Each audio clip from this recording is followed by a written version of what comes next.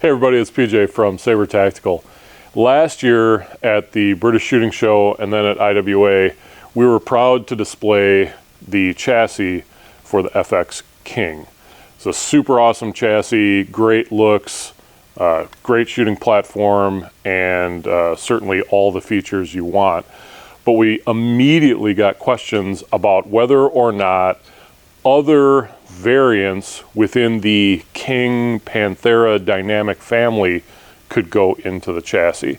So it's taken us a while to get this sorted out, but in this video I'm going to show you how to take this Panthera Hunter Compact and put it into a King chassis with just a few extra parts. As we get going on this conversion, the most important thing is that you make sure that the rifle you're working with is completely empty of air. And you want to make sure that you check both the pressure gauge as well as the regulator gauge to make sure that the plenum is empty, because we are going to be doing some work with the air handling system in this air gun. So I am certain that this rifle contains no air that is at greater than atmospheric pressure. I'm going to go ahead and remove the rear bottle, which once it's empty is not at all hard. And then I'm going to set that off to the side somewhere where it's not going to roll off the table. Next, I'm going to remove the pistol grip. And that's simply going to make things a little bit easier as we move forward. And the next part I'm going to take off is the trigger guard assembly. And this uses a 4mm in the back, and then you have three 3mm screws. To keep track of everything for right now, I'm just going to leave these screws in their spot and set that off to the side.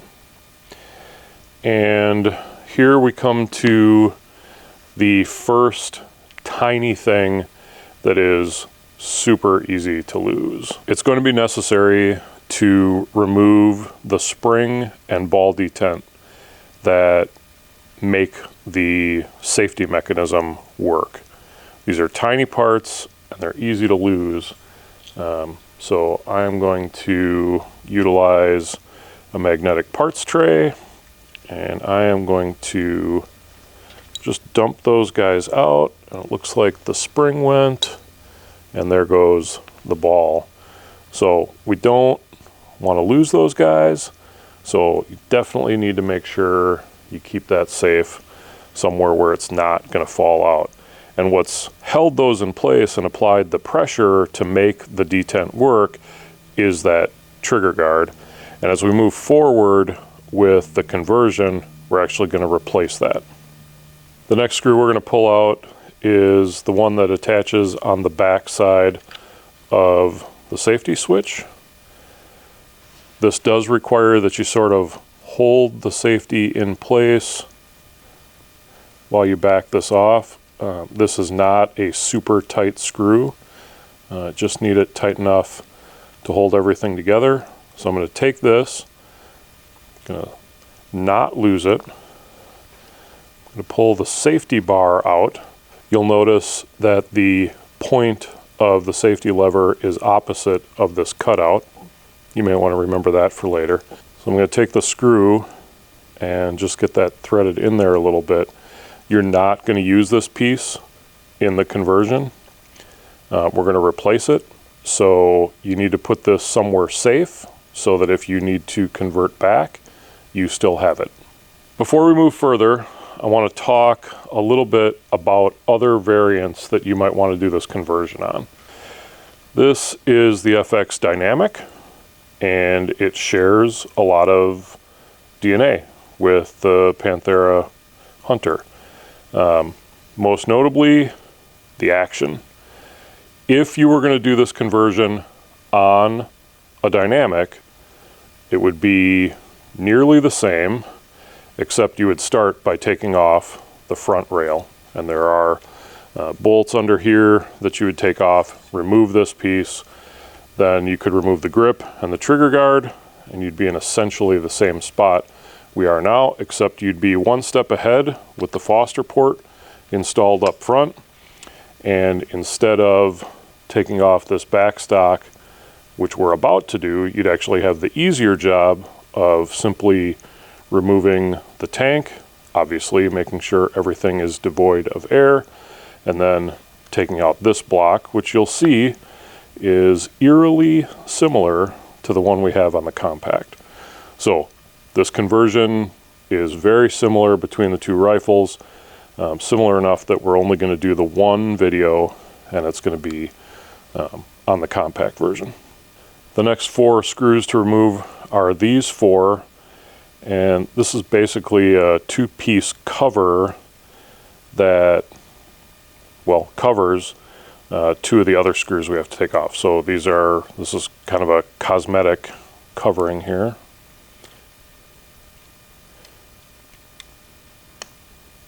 You want to make sure you put those somewhere safe.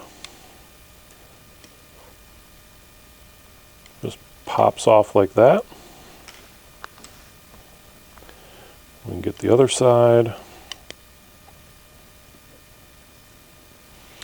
And those, by the way, are held in with a 2mm Allen.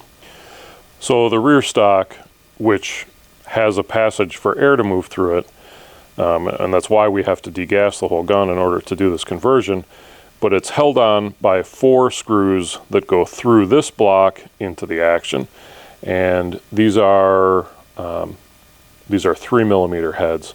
So you may find that you can get a ball head Allen in there, or you might find that it is a little too tight for that and that you need to use a traditional L-shaped wrench to get it started. These are pretty long screws. You know, they have to go through that whole block.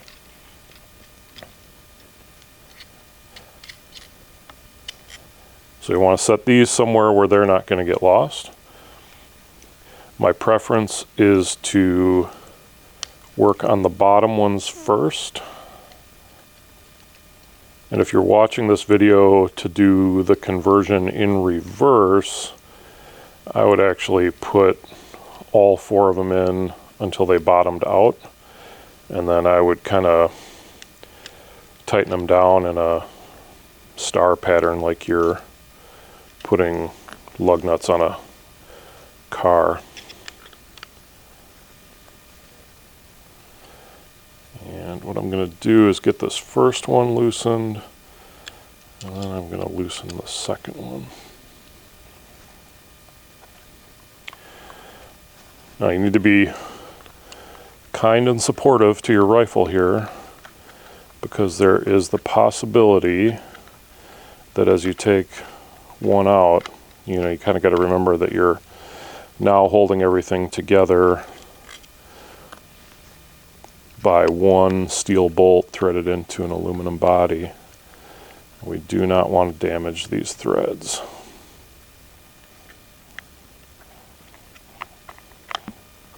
So you've got the rear part off, and there are 2 pieces that we're going to need to take off this buttstock to transfer to the front. So we've got our Foster fitting right here, so that needs to come out. And we're going to need to take this off so that we can put it up front and therefore screw on a bottle. So we're going to take those 2 off, and it's easier to do this if you loosen the length of pull adjustment and take that off. That way you get access to everything here. You will need a 24mm open end wrench to do this, and depending on who did this installation, this can be in here tightly. This one isn't too bad. Just need to break that free. Not everybody knows this, but You do not need to put like Teflon tape or anything like that on there. These are actually, it's the threads that do the air locking there. You do want to make sure there's no grit or gunk or anything like that, and that these seals here are in good shape. This one looks good, so that'll be ready to transfer over. So this guy uses a 14mm wrench, and like the other ones, it's not super tight. There is underneath here a piston, and we do need to take that whole unit out. So you've got the piston that stays in there to be transferred over to the front. And I just want to make a comment here before we move on. You do want to make sure that your space is reasonably clean, because this would be somewhere between lousy and terrible way to gunk up an otherwise good functioning air gun, to get debris, dirt, grit, or whatever inside any of these faces that need to seal up. If you've never seen the inside of a Foster fitting, this is how it works. The air pressure forces that open, and then when you release the air on the hose side, that clamps shut, and that's what allows it to take air in but not let air out. So if you weren't careful and you dropped this piston and it got grit on there, now you know why you have a leaky Foster valve. So we've removed the parts from the back end of the gun, and we're ready to transfer them to the front of the gun. So the Foster is going to go right in here, and this guy where we attach the bottle, the valve, is going to go right in here. So this is a 5mm Allen.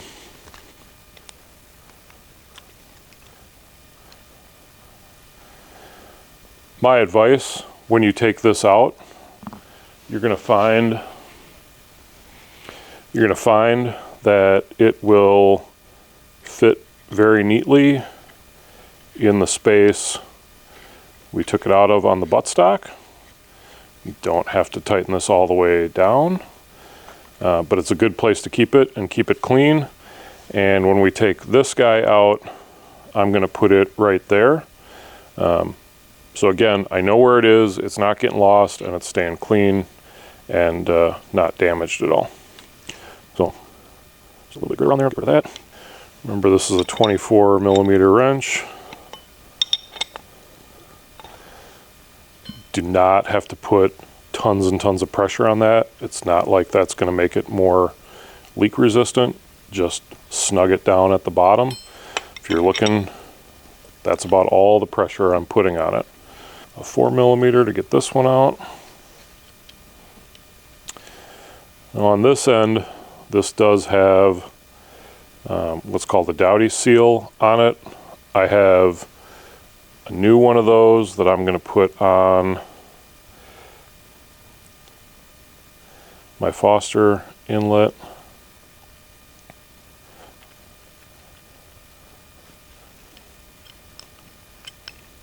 Get that in there nice and tight. And like I said before, just going to put this in place here. Keep it clean, keep it from getting lost. We have removed all the pieces we need to remove. We have repositioned the things that need to be repositioned, and it is time to start building towards the King chassis. The first piece that we're going to need is out of your conversion kit, and it's this little black brass part with an O-ring on it. This uses a 2.5mm Allen, and you'll see there's 4 holes here.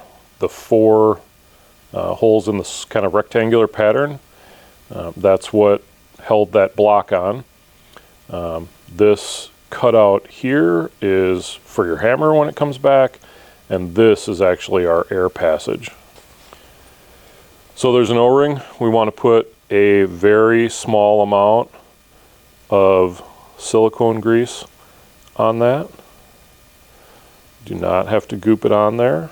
does not help things. But then that gets fed right in there. And we're just going to thread that in until it bottoms out. That O-ring is going to seal that rear air passage.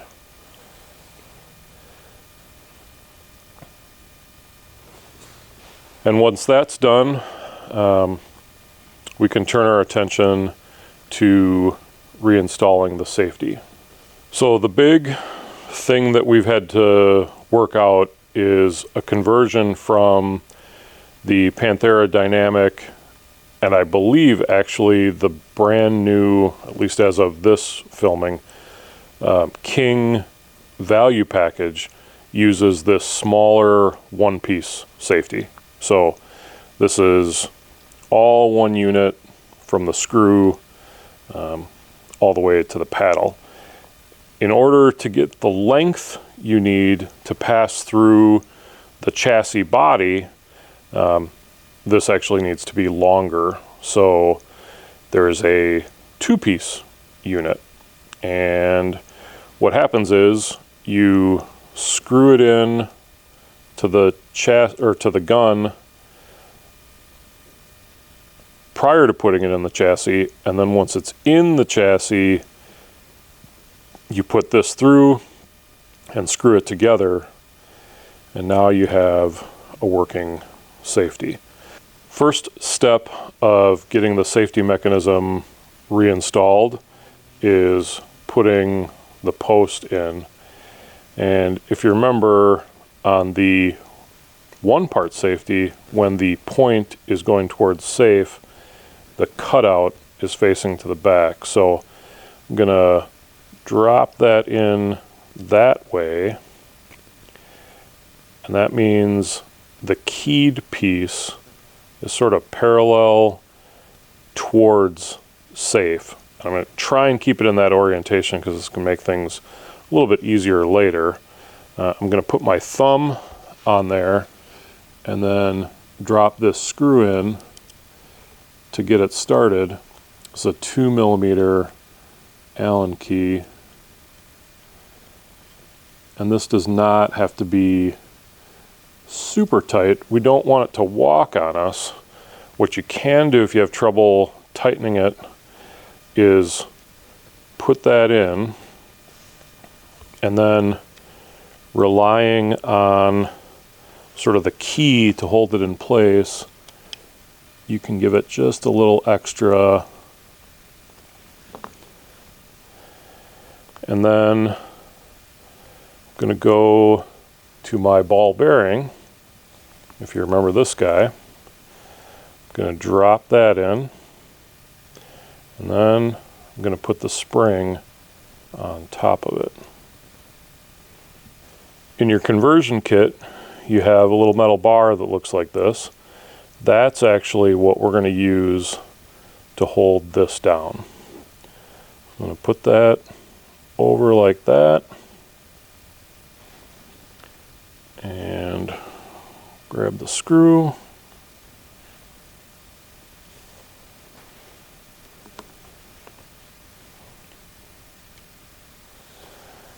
When you tighten this down, what you want to make sure is that you stay even with the body of the action, and don't do anything like that where it would twist over and interfere with the trigger movement. So you just want to line it up so it's straight, and then you can tighten that down. And now if I insert the actual safety, I'm in safe, I go to fire and it clicks, I go back to safe and it clicks. I could, if I wanted to, I could test this. Okay, it's in safe and it doesn't work, and then I'm going to rotate this to fire,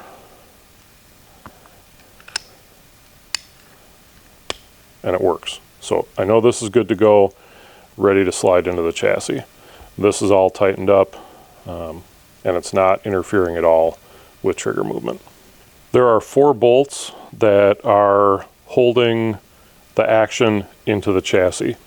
The thin, long one that comes with your chassis goes in here, and this actually, got it the wrong way.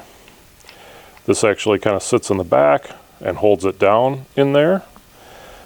These 2 replace the front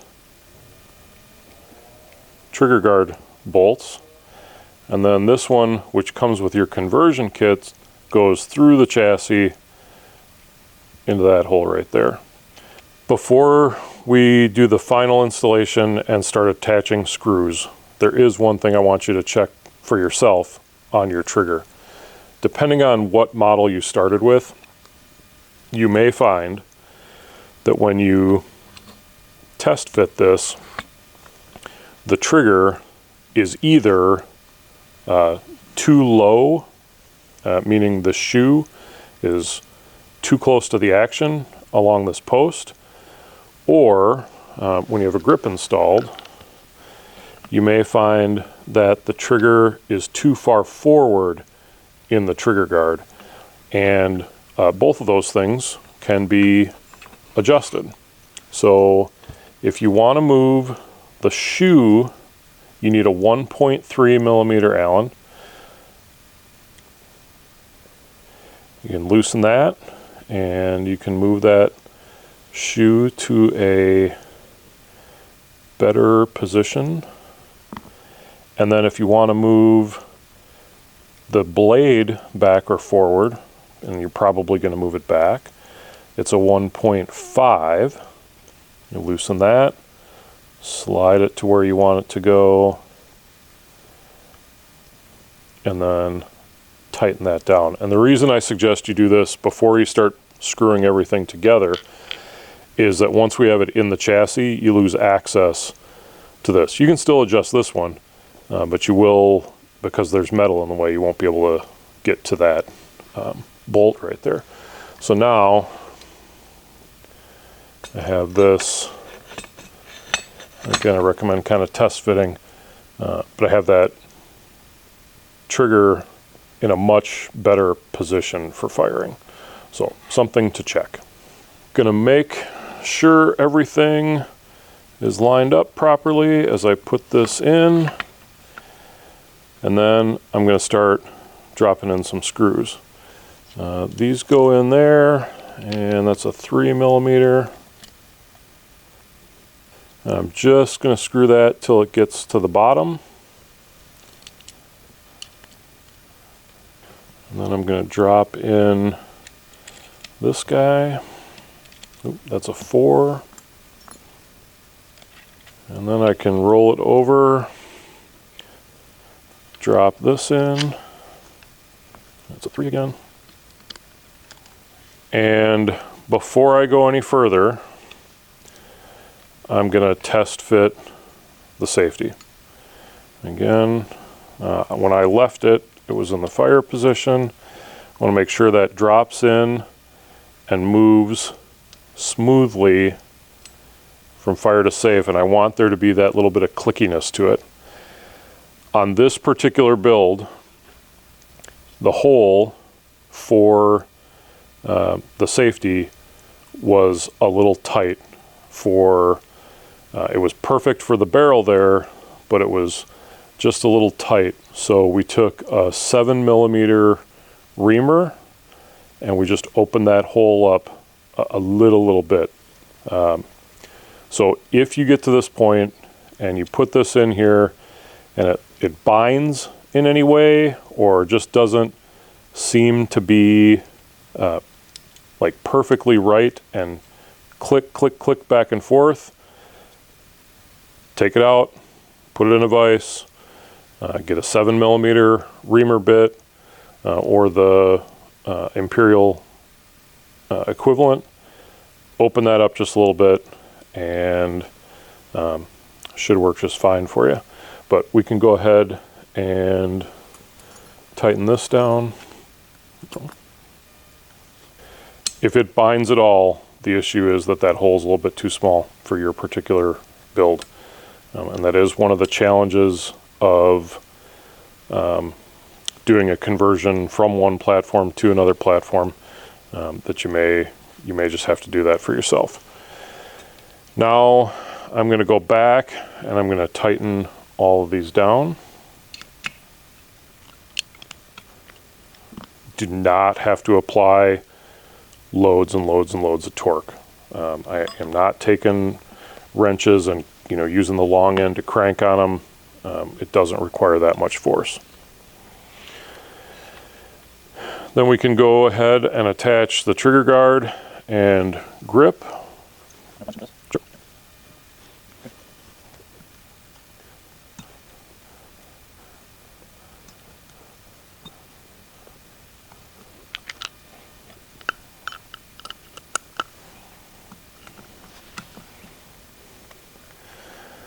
Remember, with these AR grips, you're going in at an angle.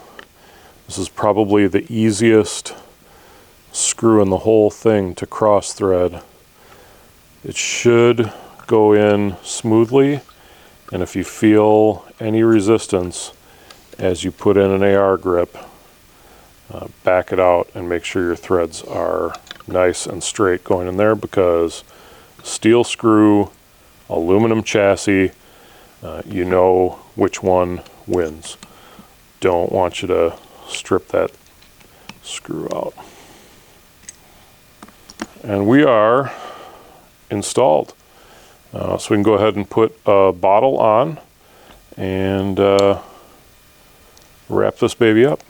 When you install your bottle, I want you to pay careful attention to this spot right here. You may receive a chassis that has bare aluminum here because this has been machined out. This is one of our earlier ones, and we haven't taken the time to do that yet. But depending on the bottle you're using, and I am switching from a 300 over to a longer bottle, it is possible that due to variations in neck length and carbon fiber thickness, that your bottle can make contact here. You don't want that to happen. So if you're screwing this in and your bottle starts making contact with the metal here, stop, take a Dremel, and remove just a little bit of that edge of metal so that you don't damage the bottle. So here you have it. We have converted a Panthera Compact into a King chassis. This is a very sweet, very pointable, and super feature-rich platform. And I think if you've been wanting to take your Panthera and give it a little more heft and a few more attachment points, I think this is a really sweet setup. If you have questions, please put them down in the comments so we can get those answered for you as quickly as possible. Watch for the conversion kits to start showing up at retailers. I know we have dealers in the US who are interested in them, and I know we have some over in the EU who are also going to be ordering some. So get those, get word out to your dealer if this is something you want to build for yourself. It's a little more involved than a typical chassis drop-in, but you are standing to have some pride in I did it myself kind of way. So thanks, you guys. Appreciate you watching, and until the next one, shoot safe, shoot straight, and we'll see you around.